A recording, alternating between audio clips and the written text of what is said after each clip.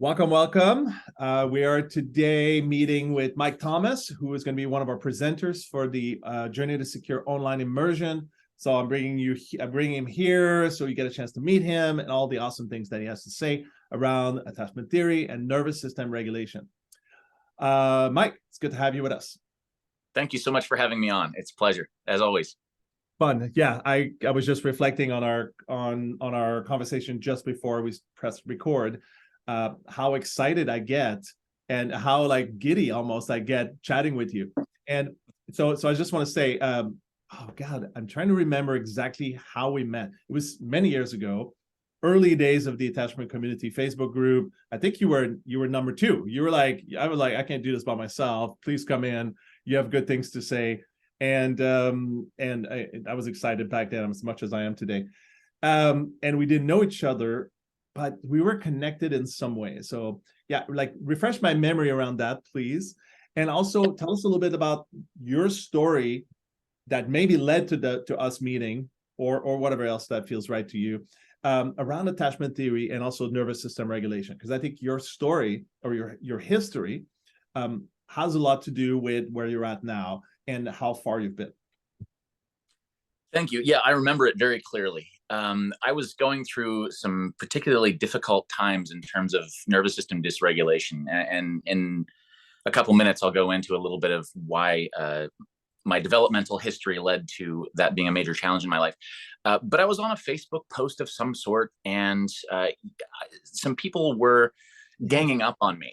Yes. And I remember you came to my rescue, and I was particularly struck by your ability to shift perspective and look at all different angles of an issue and see where I was coming from and help other people as best that they were capable of seeing that I had a compassionate perspective that I was trying to bring in. And what you and I share in common is that we will often try and bring up compassion for people that on the surface don't look like they deserve compassion, especially when it comes to social justice.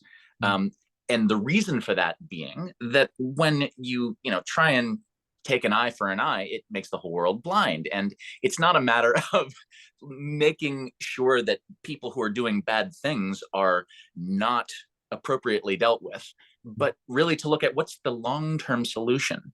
What will allow that person who is behaving badly to become more regulated, more present, more safe in their nervous systems so that they can engage better? What's a long-term solution? And I think that's where you and I have really jived, is that we are passionate about this perspective of looking at compassion for all beings. And because that's a long-term solution.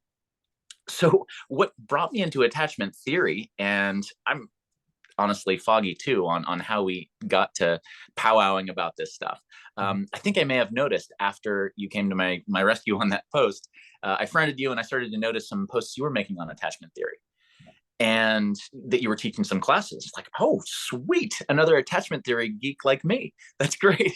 And what brought me into attachment theory was nothing short of a lifelong journey of figuring out how to regulate my own nervous system.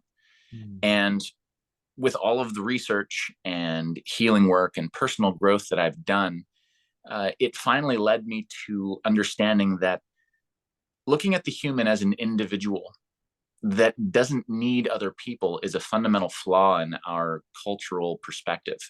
That the fundamental unit of human beings is not the individual, it's the group. It's how we regulate one another. It's this concept of co-regulation, how the exchange of body language is the most powerful tool for regulating the nervous system.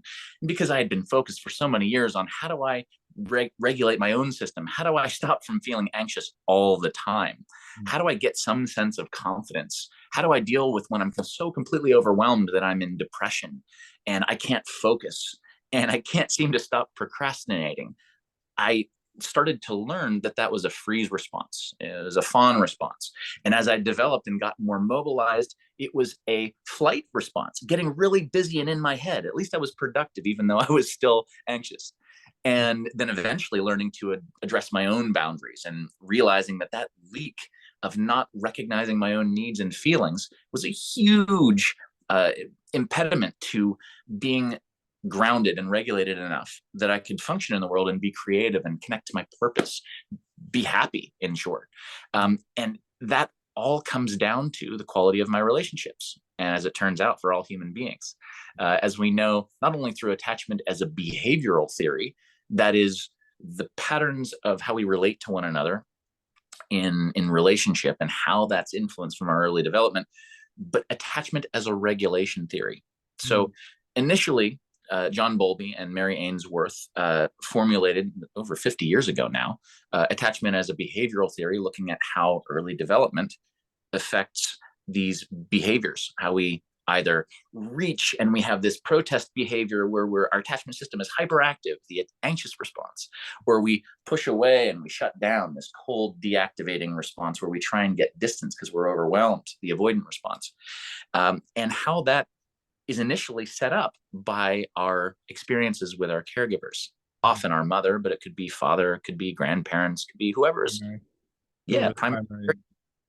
And so this experience of learning how the ability to stay functional in my life and to really do more than just get through my days has everything to do with the quality of my relationships. Well, that changed my life drastically.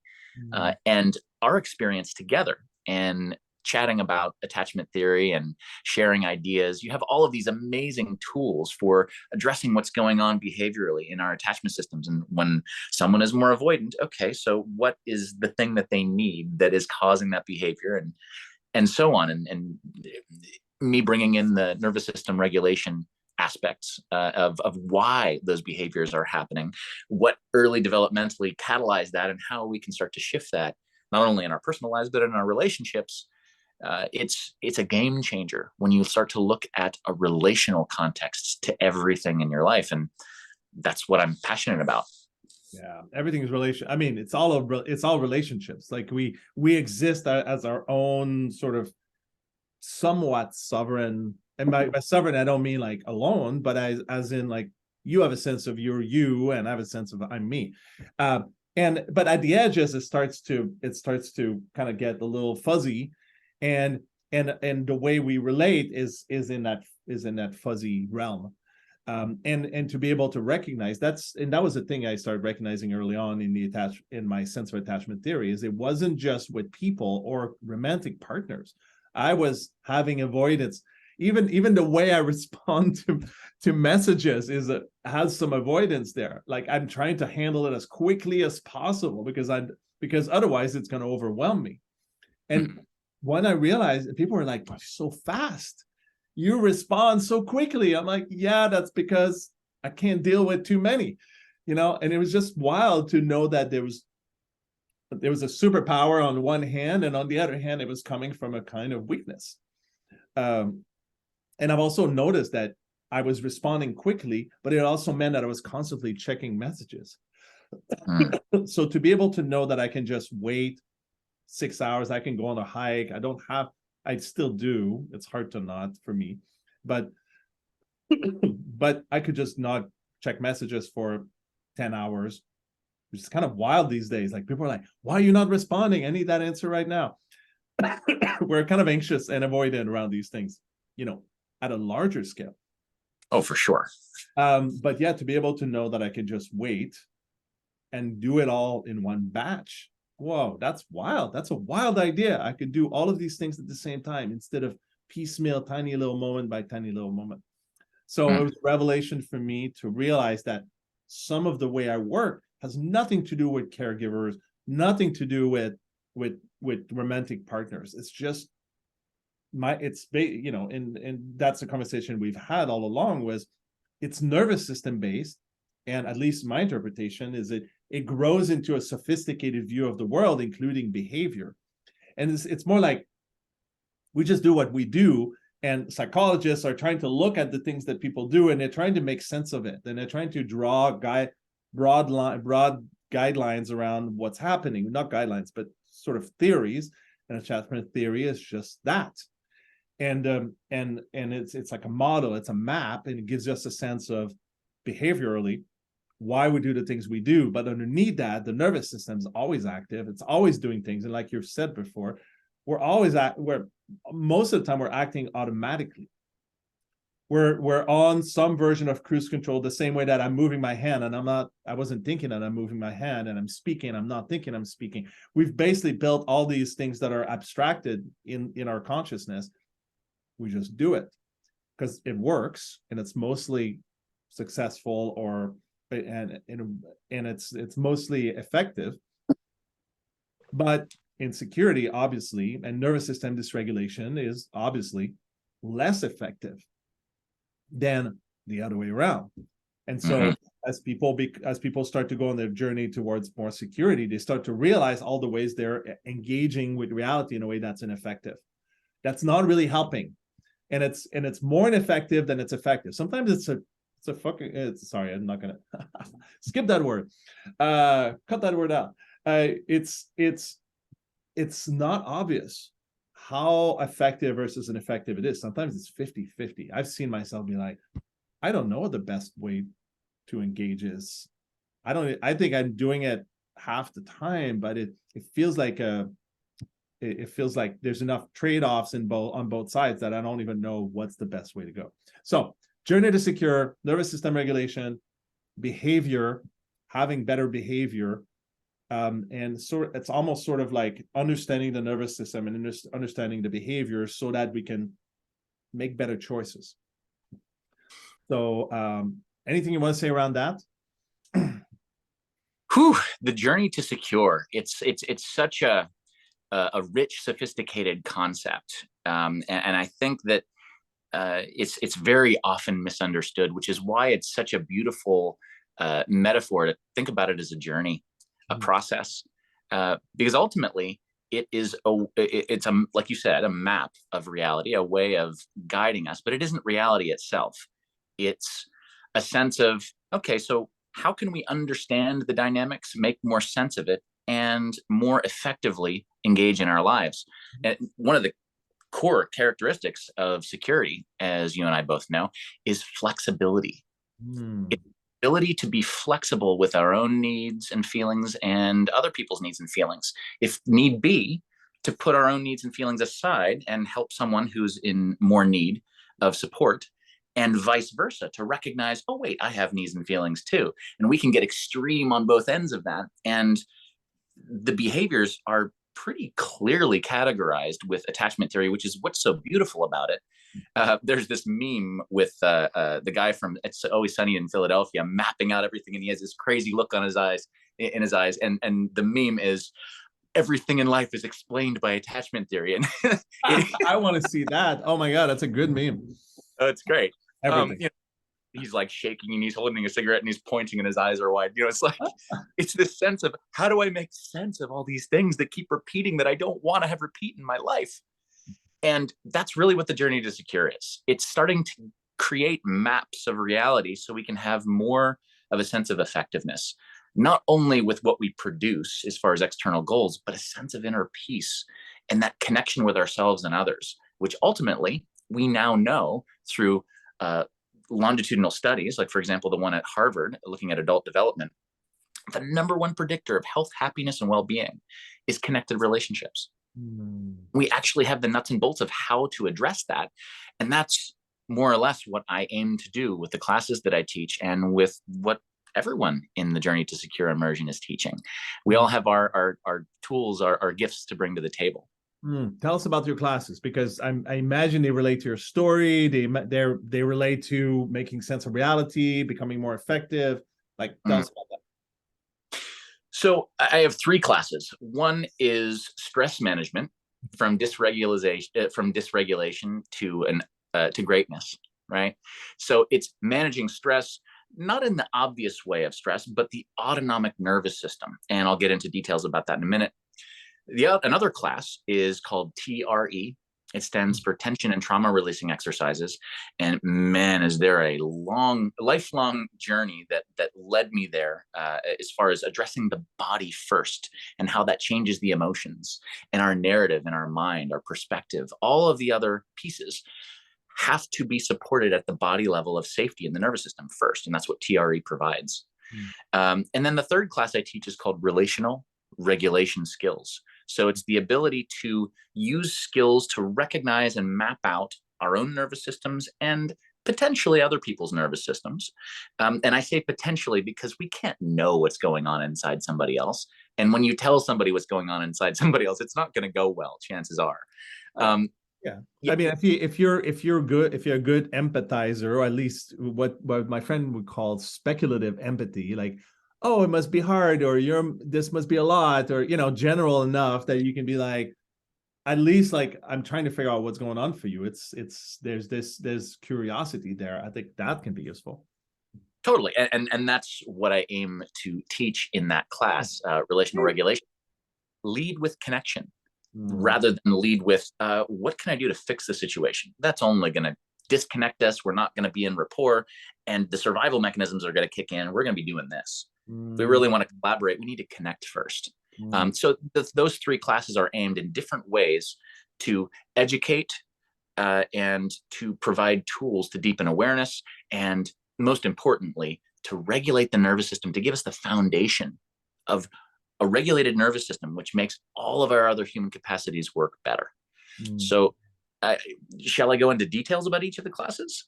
I think that's enough. I mean, unless you think people should know more for one reason or another. But this video is just for people to meet you and get to know you. So I think we're getting the gist of it. And then if they're really curious, they have to come.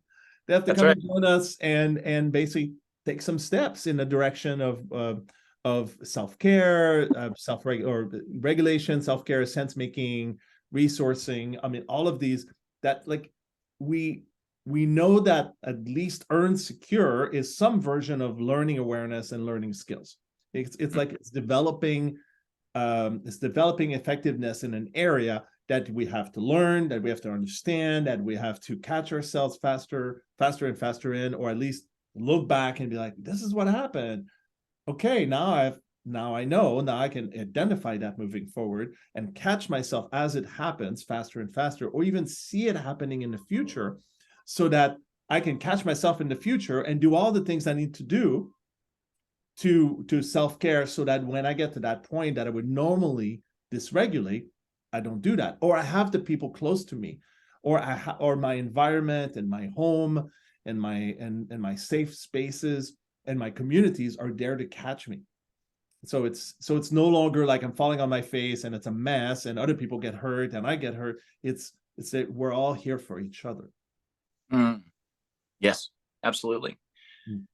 And I actually that reminds me some of the time about a year ago when I was really dysregulated because of a relationship, and I reached out to you. I was like, I'm really having a hard time. Like, I need just somebody to talk to. And it wasn't like I was looking for a practitioner or I was looking for a coach.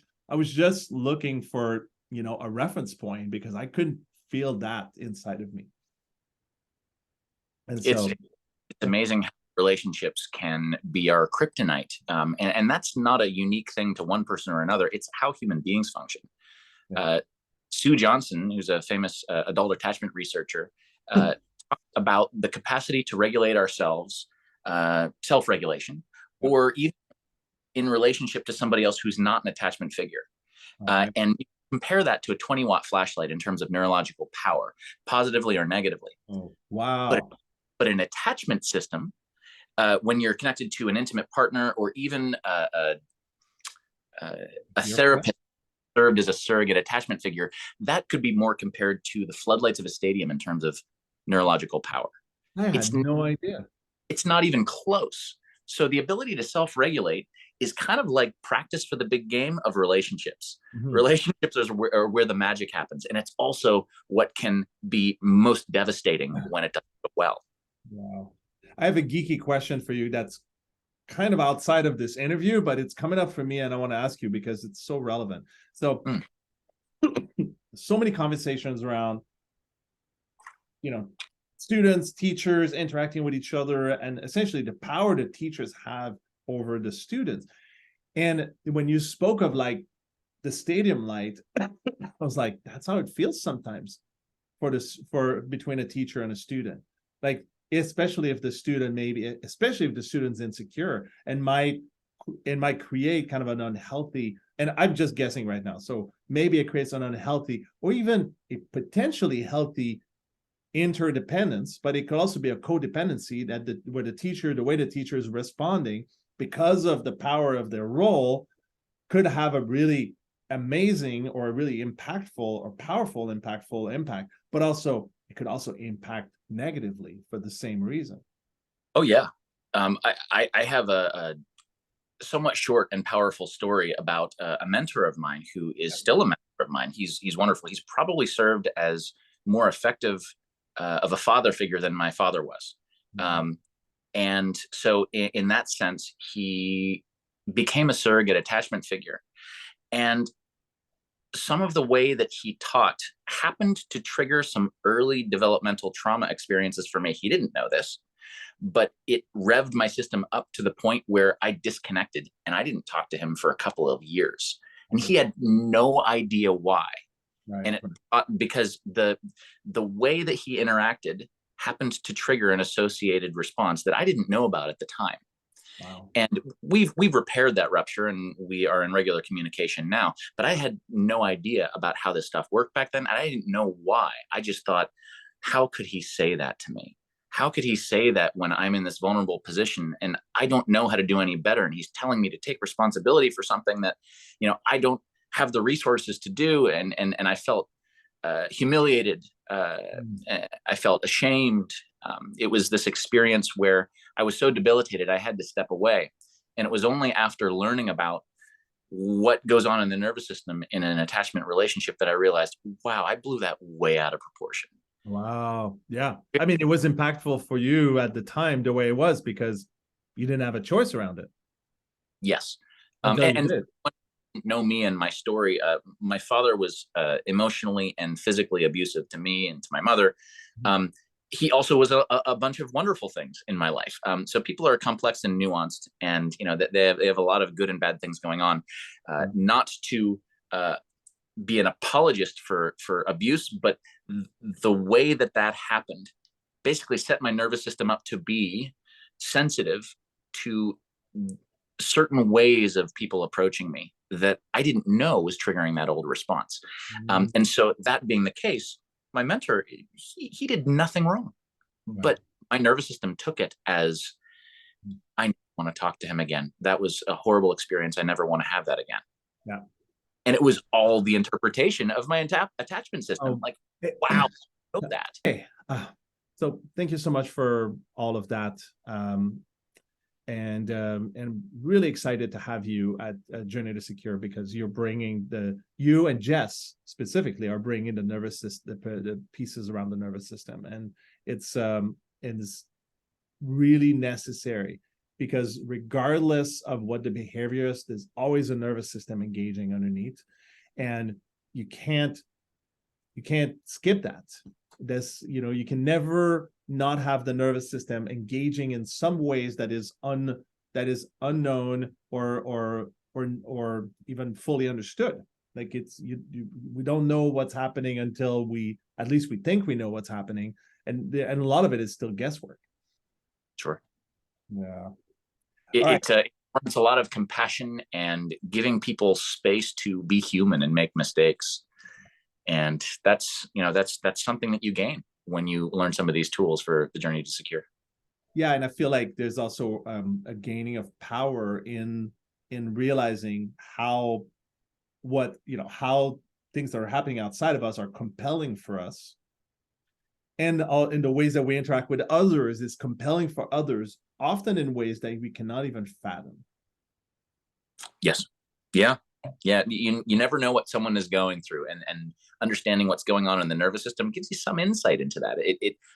I find it a tool that leverages compassion. Yeah. Beautiful. All right. So this is us geeking out on this stuff, but I'm, ultimately, I look forward to being on your class and learning from you. And there's going to be a number of the presenters are going to show up for each other's classes because that's how we learn, and that's how we learn from each other. Like none of us, some of us might be experts in some areas, but none of us are experts on every area.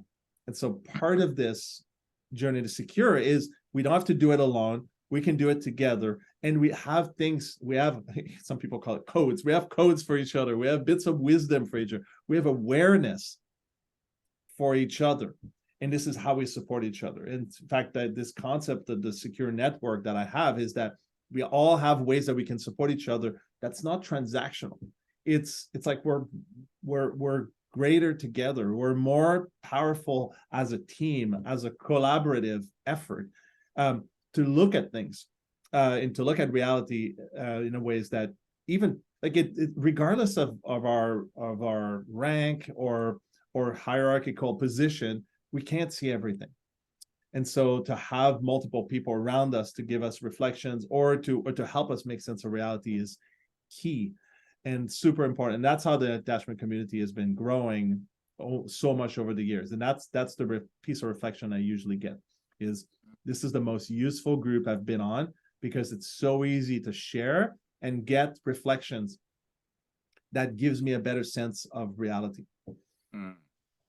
Absolutely. It's like the way a brain functions. No one brain cell makes up the entire brain. It's the interconnected network of individuated neurons that makes it, just like all the individual practitioners and all the people who are participants. They're all adding valuable perspective. That's right. That's right. So it's I mean, definitely expertise makes a difference because you spend time learning these things that otherwise you wouldn't know. And so, and you spend time internally and at school making sense of these things so that you can bring more decanted, more analyzed, what do you call that?